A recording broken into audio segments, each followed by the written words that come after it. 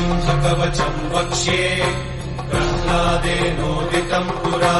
सर्वरक्षाकरम् पुण्यम् सर्वोपद्रवनाशनम् स्वाहा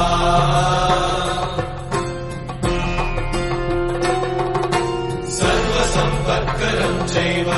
स्वर्गमोक्षप्रदायकम्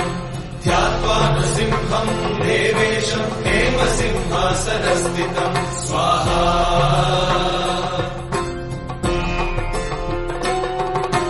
विवृत्तास्यम् त्रिनयनम् शरदिन्दुसमप्रभम्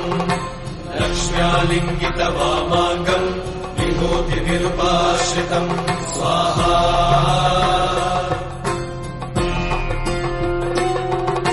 चतुर्भुजम् कोमलाङ्गम् स्वर्णकुण्डलशोभितम् श्रिया सुशोभितोरस्कम् रत्नकेयूरमुद्रितम् स्वाहा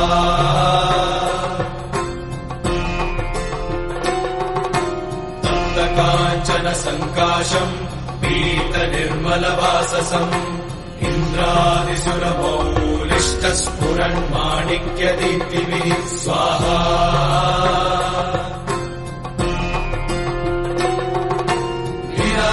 विराजितपदद्वन्द्वम् शङ्खचक्रादिहेतिभिः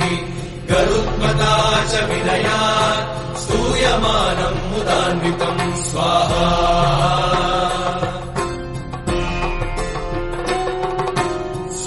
कमलसंवासम् कृत्वा कवचम् पठे नृसिंहो मे शिरः पातु लोकरक्षात्मसम्भवः स्वाहा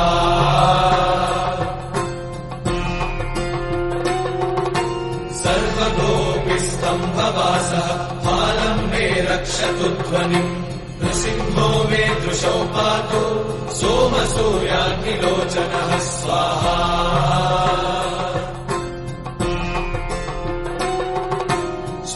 मे पातु नृहरिः मुनिवर्यस्तुतिप्रियः नासम् मे सिंहनासस्तु मुखम् लक्ष्मीमुखप्रियः स्वाहा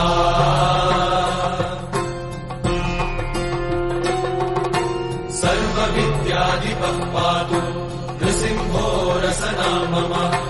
वक्त्रम् पात्विन्दुवदनम् सदा प्रह्लादवन्दितः स्वाहा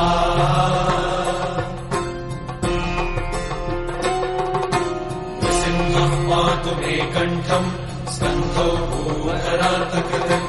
दिव्यास्त्रशोभितभुजो नृसिंहः पातु मे भुजौ स्वाहा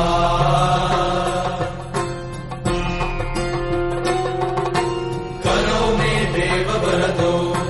नृसिंहः पातु सर्वतः हृदयम् योगिसाध्यश्च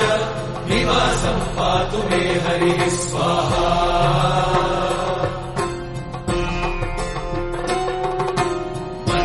पातु हिरण्याक्ष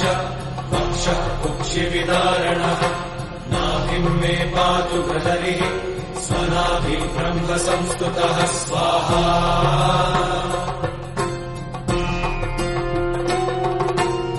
ब्रह्माण्डकोटयः कट्याम् यस्यासौ पातु मे कटिम् गुह्यम् मे पातु गुह्यानाम् मन्त्राणाम् गुह्यरूपतिः स्वाहा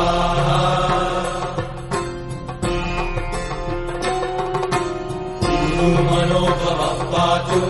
जानुमीनररूपधृक् जङ्घे पातु धराभारहर्तायो सौर्यकेसरी स्वाहा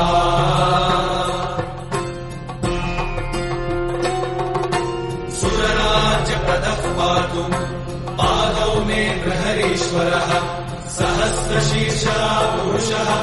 पातु मे सर्वशस्तमम् स्वाहा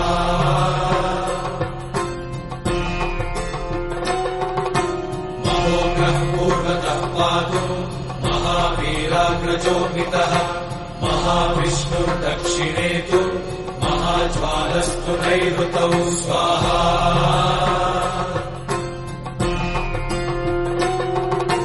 पश्चिमे पातु सर्वेषु दिशि मे सर्वतोमुखः नृसिंहः पातु वायव्याम् सौम्याम् भीषणविग्रहः स्वाहा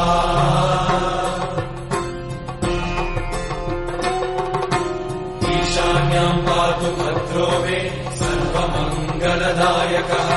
संसारभयतः पातु मृत्योर्मृत्युर्मृकेसरी स्वाहा